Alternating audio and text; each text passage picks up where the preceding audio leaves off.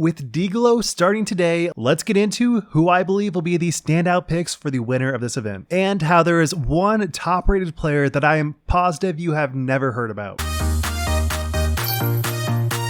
Alright, so unlike Mr. Beast, you don't actually have to finish this video to figure out who that is. It is actually Manabu Kajiyama, my freaking legend. I am a huge fan of Japanese disc golf. I highly recommend all of you guys watch it. It is a very condensed version of even a Jomez type video where you can see the entire tournament in like 20 to 30 minutes, and it is much more unique than any other tournaments I've ever watched. So definitely watch this guy's channel. I don't really even know what it stands for, but it's great disc golf. Alright, so besides Kajiyama, who's rated 1056. The real picks here are probably going to be the people that have probably done very well in the past. So I generally think that's probably going to still be Eagle. Sure, he has not made a huge impact this season, but I do think that a couple of good performances after the European Open that were in Europe were pretty good. So seeing that he still has his game put together and he can get a good 3 to 4 rounds in makes me think that he can definitely perform well at this course. And let's definitely not forget how electric he was in 2020, making one of the most insane upshots on hole 17 that I have ever seen. Going out of bounds. Actually, I don't even know if it was out of bounds, but it was on like the edge of the railway, and I guess that wasn't marked out of bounds, but I don't remember. But the important thing was he had a standstill forehand because he was left leg inbounds, right leg in the street, and he threw a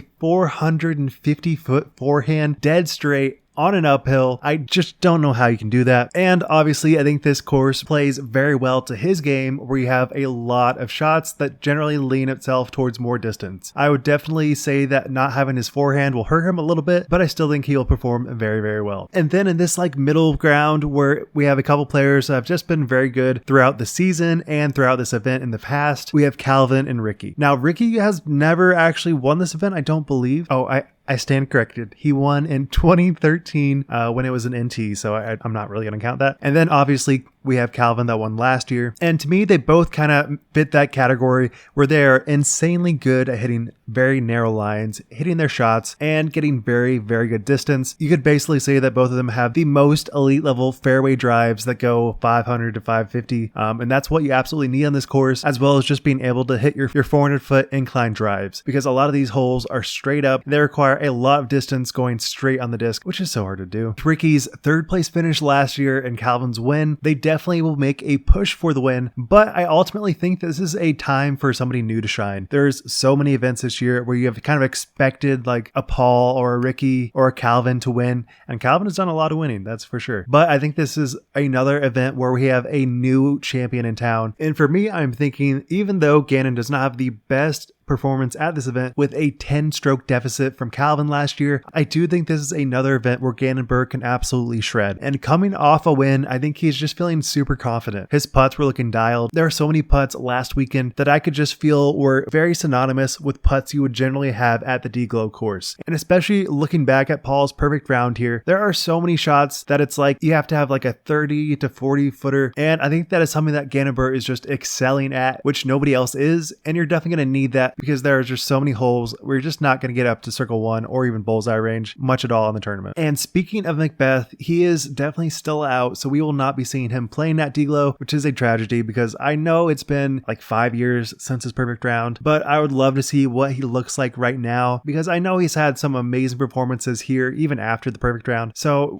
definitely a bummer we won't get to see that, but I'm definitely still very excited to see what we see of the field. So looking back at last year, we must talk about Cory Ellis. Now, we obviously know Cory has had a couple of very unfortunate events last year where he just came short just a little bit, especially here at Dglo. Got a huge drive, but it just went way too far, hit the boundary, and actually was only like an inch short, but I still think it was probably going to go way out of bounds because of how much power it had. But all that to say, he has had such a great performance here last year. I definitely think he might have the chance at getting his win. There is one major downside, and that would be he is recovering from an injury, so we don't really know what that's going to look like for him. I actually wasn't even sure he was going to be playing because he is not currently registered on PDGA, but he does have a tee time, so I'm pretty sure he's playing. But according to his Instagram, he was doing PT. He had some dry needling done on his wrist, but assuming that he is healthy and ready to go, I think there's a very good chance that he'll get a top 3 finish, maybe even a win. And just a small side note, he was actually caddying for Nate Hecker, which I don't really know much about, but he absolutely destroyed last week, which really goes to show that if you have a good caddy, your game seems to improve with just a couple more strokes every round, because just like when Paul was caddying for AB, he absolutely destroyed besides one particular hole. And it just really helps to have a good mental game when you're in a very stressful situation. And then lastly, I think the two people that could definitely show up and kind of have showed up in these wooded courses would be Kyle Klein and Isaac Robinson. With each of them already getting a win this year, there's a lot of potential for them just to really light it up at this course. And sure, this isn't the most wooded course, but it does require very narrow lines, and you will definitely be off the fairway if you miss your line just a little bit. And seeing how Kyle's been performing week after week, Isaac just came off of a very good finish. I think there is a lot of potential for them to really finish strong here. And let's not forget that Kyle Klein has very good series of finishes here. So who do you guys think will take it down? I would love to hear about it. Obviously, this is going to be posted the day of round one, so we already will get a little bit more information about each player, see where they're at. And since this is the very first playoff event of the year, this is going to be a 4-rounder, and I don't really think the playoff really matters that much, but this is officially the postseason. Also, the FPO is probably going to be kind of just more of the same, and I think Own the Dogs Goggins will take it down. Thank you so much for watching. Be sure to subscribe. Wild Runs, signing out.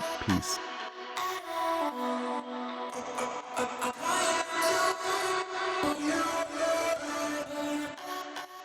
With Dglo.